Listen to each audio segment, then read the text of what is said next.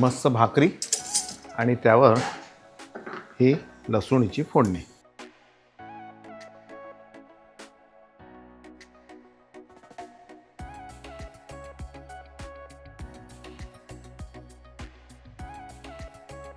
नमस्कार, मास्टर रेसिपीजमध्ये सगळ्यांचं मनापासून स्वागत. आणि उन्हाळा आल्यानंतर घोळीची भाजी, चिवळीची भाजी असे उन्हाळ्यातले भाजीचे प्रकार यायला लागतात.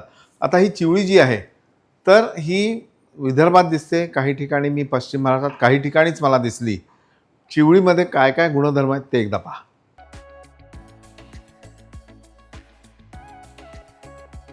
ही भाजी आपल्या शरीरासाठी थंड असते आणि या भाजीपासून आपण छान पटकन तयार होणारा झुणका करणार आहे. झुणका भाकर म्हणजे चिवळीचा झुणका आणि भाकर. भाजी 2-3 पाण्याने स्वच्छ धुवून घ्यायची आणि नंतर ह्याला बारीक चिरलं तरी चालेल, काही लोक असंच खातात, पण थोडंसं चिरून घेऊ आपण हिला.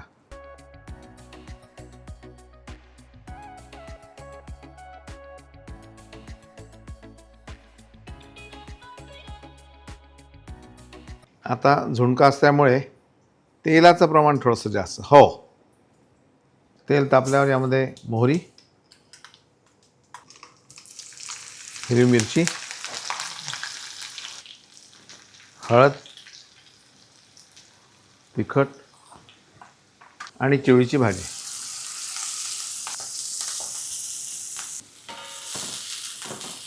ह्याला छान वाफेवर तिथं जे काय पाणी सुटतं हिला त्यावरच आपल्याला शिजवायचं आहे.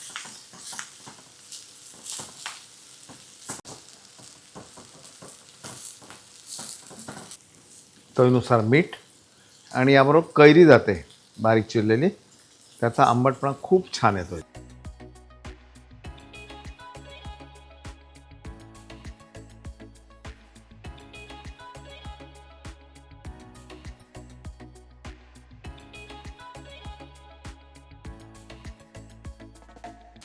याला एक 5 मिनटं झाकून ठेवून आपण शिजवून घेऊ.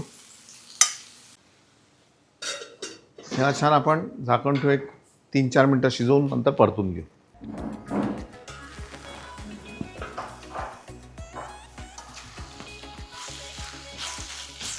आता ही भाजी शिजून कशी छोटी छोटी कमी होते. आता याला थोडं पाणी सुटेल. यामध्ये आता आपण थोडं चण्याच्या डाळीचं पीठ घालू. एक साधारण अर्धा किलो भाजी होती तर एक 2 ते 3 चमचे चण्याच्या डाळीचं पीठ मी घातलंय. पाणी अजून वेगळं घातलेलं नाही एवढं लक्षात ठेवा. आता पहा, कुठलंही वेगळं पाणी न टाकता आपण ह्याला त्यामध्ये छान तयार केलं.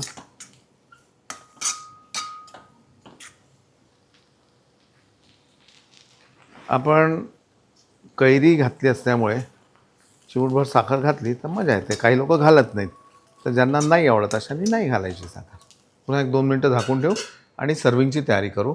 त्याआधी यावर एक तडका आपल्याला मारायचा आहे. आता याला फोडणी जी द्यायची ती जिरं आणि लसूण याची द्यायची.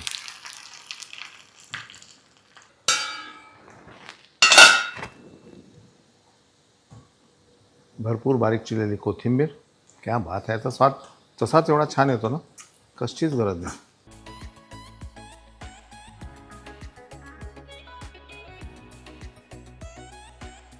मस्त भाकरी आणि त्यावर ही लसूणीची फोडणी.